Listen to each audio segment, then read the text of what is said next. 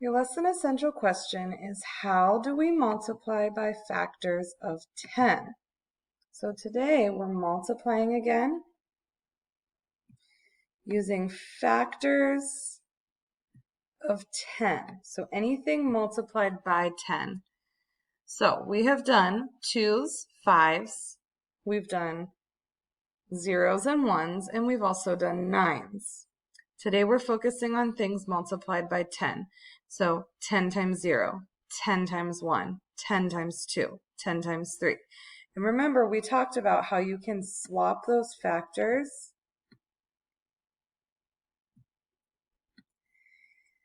and still get the same product or the same answer. So you can change them around and do 0 times 10, 1 times 10, 2 times 10.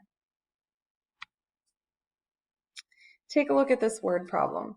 Greg wants to train for a race that is 10 weeks away. The chart shows his training schedule.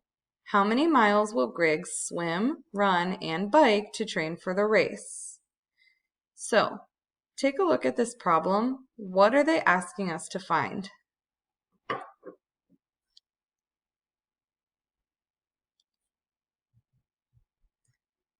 Okay, they are asking us to find how many miles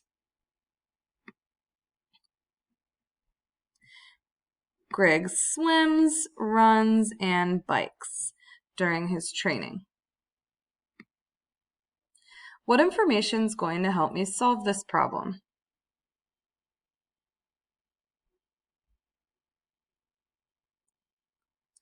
Okay, if you said we know that he's training for 10 weeks, you got it. But we're missing some information. How do we know how many miles a week he's swimming, running, and biking? If you said to look at the chart over here, you got it. So he's swimming 4 miles each week for 10 weeks. He's running 10 miles a week and biking 9 miles a week. So if Greg is training for 10 weeks and each week he's swimming 4 miles, we have 10 times 4. Okay, again, 10 weeks. If he's running 10 miles per week, we have 10 times 10.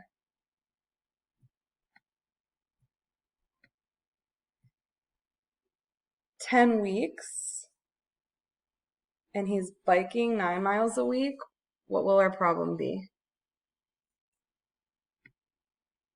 You should have said 10 times 9. Now I've made your equal groups for you already. Let's take a look. I used place value blocks. You do have place value blocks as a printout that I gave you when you picked up your books. If you don't have them anymore, you can make equal groups out of pennies, Legos, Cheerios, any little things that you have at home. You can make equal groups to help you with multiplication. I've already made these groups for you, so let's take a look. Let's start with swimming. So we know that he swam for 4 miles a day, 4 miles a week for 10 weeks, so 10 times 4.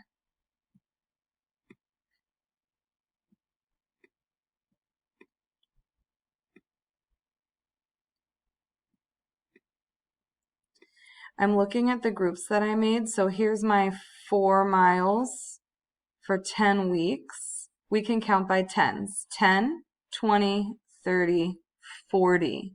So 10 times 4 equals 40. Now let's take a look at running.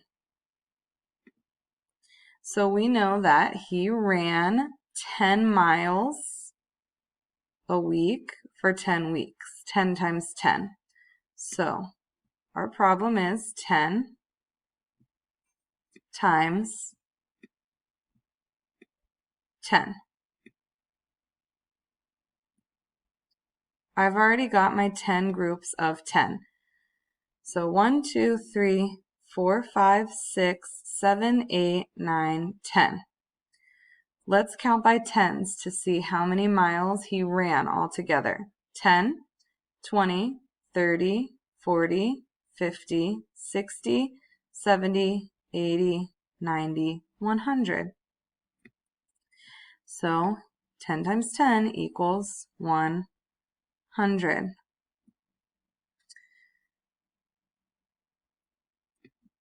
Last, let's take a look at his biking miles. So we know that it's 10 times 9 because there's 10 weeks.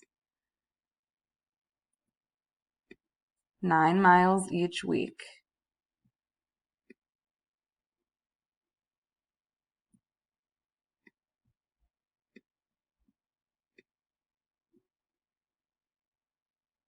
Let's see if you can find the answer.